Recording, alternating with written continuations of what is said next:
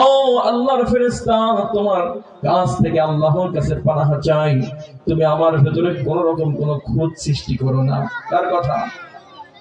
কোন রকম কোন খুঁত সৃষ্টি করো না। মাটি ডাক দিয়ে বললেন, জিবরাইল আলাইহিস সালাম আল্লাহর কাছে ফিরে গেলেন। আল্লাহ মাটি পানাহ চাইছে, তার ভেতরে যেন আমি কোন খুঁত সৃষ্টি না করি, সে পানাহ চাইছে, এজন্য আমি জিবরাইল মাটি আনতে পারি নাই। আল্লাহ পাক রব্বুল আলামিন ডাক দিয়ে বলেন, ও মিকাইল, যাও যাও যাও, দুনিয়া থেকে মাটি সংগ্রহ করে আনো। ডাক দিয়ে যখন আল্লাহ পাক রব্বুল আলামিন হযরত মিকাইল আলাইহিস সালামকে পাঠিয়ে দিলেন, হযরত মিকাইল আলাইহিস সালাম দুনিয়ার বুকে নেমে আসলেন এবং মাটি নেবেন এমন তো অবস্থায় মাটি পানাহ চাই আল্লাহর কাছে।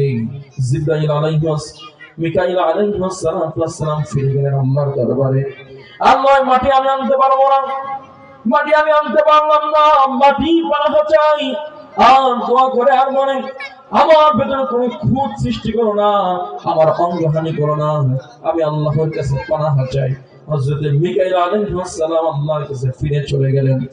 সর্বশেষ আল্লাহ পাক রব্বুল আলামিন মালাকুল মাউত হযরত আজরাইল আলাইহিস সালামকে পাঠাইলেন, ও আজরাইল, যাও যাও, দুনিয়া থেকে মাটি সংগ্রহ করে আনো। হযরত আজরাইল আলাইহিস সালাম দুনিয়াতে নেমে আসলেন, মাটি নেবেন এমন অবস্থায় মাটি ডাক দিয়ে বলেন, আমি আল্লাহর কাছে পানাহ চাই, আমার ভিতরে কোনো খুঁত সৃষ্টি করো না, আমার কোনো অঙ্গহানি করো না, আমার কাছ থেকে মাটি নিও না। এই কথা যখন জানাইলেন, আজরাইলের মনকে নরম না শক্ত? যদি মনটা নরম হতো তাহলে জান কবজ করতে পারতো নাকি? শক্ত মন। আজরাইল জানাই দিল, ও বেটি, তুমি যে আল্লাহর কাছে পানাহ চাও, সে আল্লাহর হুকুমে আমি তোমাকে নিতে আসছি। আজরাইল আলাইহিস সালাম এই পৃথিবীর বিভিন্ন জায়গায় থেকে বিভিন্ন উপাদানের মাটি, বিভিন্ন কালারের মাটি নিয়ে চলে গেলেন, আল্লাহর দরবারে গেলেন। আল্লাহ পাক রব্বুল আলামিন সেই মাটিগুলো মিক্স করলেন, একত্রিত করলেন এবং শুকাইতে দিলেন। শুকাইতে দিয়ে আল্লাহ পাক রব্বুল আলামিন শুকানোর পরে যে জিনিসটা তৈরি করলেন সেটার নাম হচ্ছে তুরাব, ধুলাবালি যুক্ত মাটি। তাহলে আল্লাহ পাক রব্বুল আলামিন হযরত আদম আলাইহিস সালামকে সৃষ্টি করবেন, সর্বপ্রথম তুরাব থেকে সৃষ্টি করা শুরু করেছেন। ঠিক আছে, এটা একটা কোরআনের ক্লাস। আমি কিন্তু পরবর্তী সময় আবার জিজ্ঞাসা করব, উত্তর দেওয়া যাবে? আল্লাহ আমাদের সবাইকে মনে রাখার তৌফিক দান করুন। সকলে পড়ে আমিন। সম্মানিত ভাইরা আমার, যেই কথা বলছিলাম, এক নম্বরে আল্লাহ পাক রব্বুল আলামিন মানুষকে সৃষ্টি করা শুরু করলেন তুরাব থেকে। 2 নম্বর 3 থেকে আল্লাহ পাক রব্বুল আলামিন মানুষকে সৃষ্টি করা শুরু করলেন। এজন্য আল্লাহ পাক রব্বুল আলামিন ডাক দিয়ে বলেন, খলাকাল ইনসানা মিন তিন। আল্লাহ সুন্দর করে জানিয়ে দিলেন, আমি মানুষ সৃষ্টির সূচনা তৈরি করেছি কাদা মাটি থেকে। অর্থাৎ কোন কোন বর্ণনায় আল্লাহ পাক রব্বুল আলামিন তুলে ধরেছে যে ওই যে ধুলাবালি যুক্ত মাটিটা আমি রেখেছিলাম, যে মাটিটা আজরাইল আলাইহিস সালাম আমার কাছে এনেছিল, ওই মাটিটার উপরে আমি কিছুদিন বৃষ্টি বর্ষণ করি, যার কারণে ওই মাটিটা আস্তে আস্তে কাদা মাটিতে পরিণত হয়, অর্থাৎ নরম হয়ে যায়। আল্লাহ পাক রব্বুল আলামিন এজন্য কোরআনের বিভিন্ন জায়গায় বলেছেন তুরাব থেকে আমি মানুষ তৈরি করেছি, আবার বিভিন্ন জায়গায় বলেছেন 3 থেকে। তবে পার্থক্য হচ্ছে, তুরাব এই শব্দের অর্থ হচ্ছে ধুলাবালি যুক্ত মাটি, অর্থাৎ শুকনা মাটি, আর 3 মানে হচ্ছে কাদা মাটি, যেটাকে আল্লাহ পাক রব্বুল আলামিন পানি দ্বারা নরম করেছেন। তাহলে 2 নম্বর, আল্লাহ পাক রব্বুল আলামিন মানব জাতির আদি পিতা হযরত আদম আলাইহিস সালামকে সৃষ্টি করেছেন 3 থেকে, অর্থাৎ কাদা মাটি। তাহলে 1 নম্বর শুকনা মাটি দ্বারা আল্লাহ শুরু করেছেন, ওই শুকনা মাটির উপরে বৃষ্টি বর্ষণ করে আল্লাহ তাকে নরম করেছেন কাদা মাটিতে। 2 নম্বর কাদা দিয়ে তৈরি করা শুরু করেছেন। বলেন সুবহানাল্লাহ।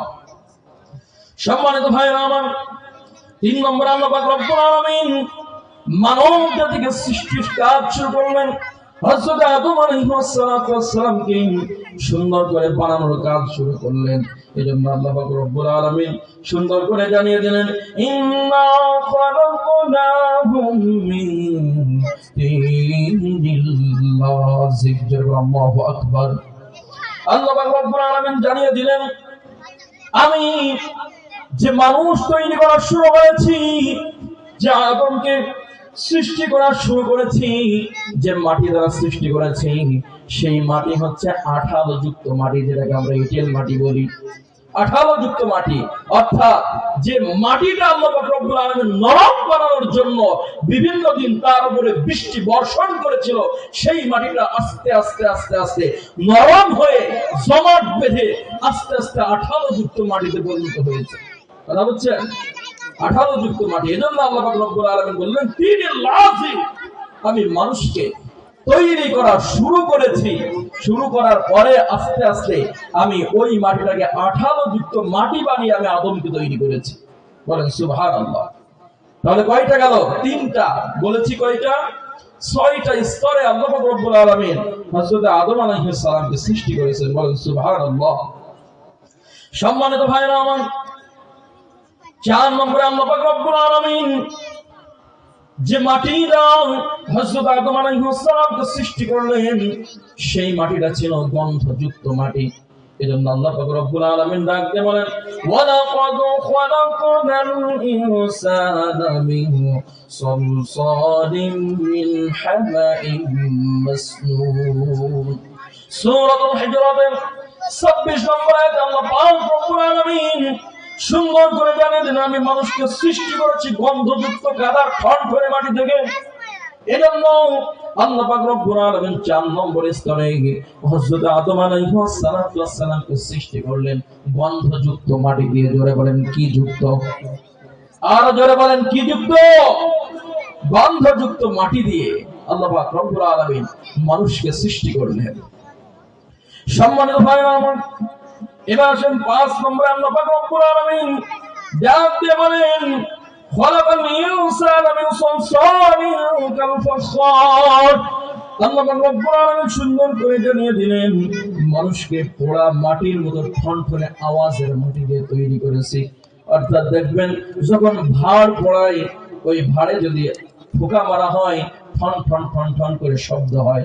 আল্লাহ পাক রব্বুল আলামিন বলেন, পোড়া মাটির মতো শক্ত মাটি দিয়ে আমি রব্বুল আলামিন হযরত আদমকে সৃষ্টি করেছি। বলেন সুবহানাল্লাহ। এজন্য 5 নম্বরে আল্লাহ পাক রব্বুল আলামিন পোড়া মাটির মতো শক্ত ঠনঠনে মাটি দ্বারা আদম আলাইহিস সালামকে সৃষ্টি করেছে। এবার আসেন ইতিহাসের পাতায়।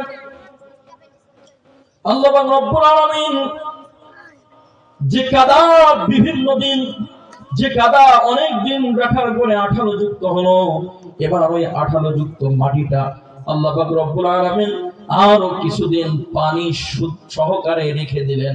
পানি সহকারে ওই মাটিটা থাকতে থাকতে মাটিটা গন্ধযুক্ত মাটি হয়ে গেল। যে গন্ধযুক্ত মাটির কথা এখনই বললাম, সেই মাটিটা বিভিন্ন দিন অর্থাৎ অনেক দিন থাকার পরে আল্লাহ পাক রব্বুল আলামিন দেখলেন সেই মাটির ভেতরে দিয়ে গন্ধ বাইর হয়। সেই গন্ধযুক্ত মাটি দিয়ে আল্লাহ পাক রব্বুল আলামিন হযরত আদম আলাইহিস সালামকে সৃষ্টি করলেন। 5 নম্বরে আল্লাহ পাক রব্বুল আলামিন জানিয়ে দিলেন যে আমি ঠনঠনে আওয়াজের মাটি, পোড়া মাটির দ্বারা আদম আলাইহিস সালামের স্ট্রাকচার তৈরি করেছি। গন্ধযুক্ত মাটি দিয়ে আল্লাহ পাক রব্বুল আলামিন হযরত আদম আলাইহিস সালামকে বানানো শুরু করলেন। একটি স্ট্রাকচার তৈরি করলেন, একটা আকৃতি তৈরি করলেন। হাত দিলেন, পা দিলেন, নাক দিলেন, মুখ দিলেন, চক্ষু দিলেন, সব কিছু দিয়ে দিলেন। এবার ওই মূর্তিটাকে আদম আলাইহিস সালামের মূর্তিটাকে গোটা 40 বছর রোদ্রে শুকানোর জন্য দিয়ে দিলেন। বলেন সুবহানাল্লাহ। কয় দিন? গোটা 40 বছর আল্লাহ পাক রব্বুল আলামিন রোদের ভেতরে ফেলে রাখলেন। রোদের ভেতরে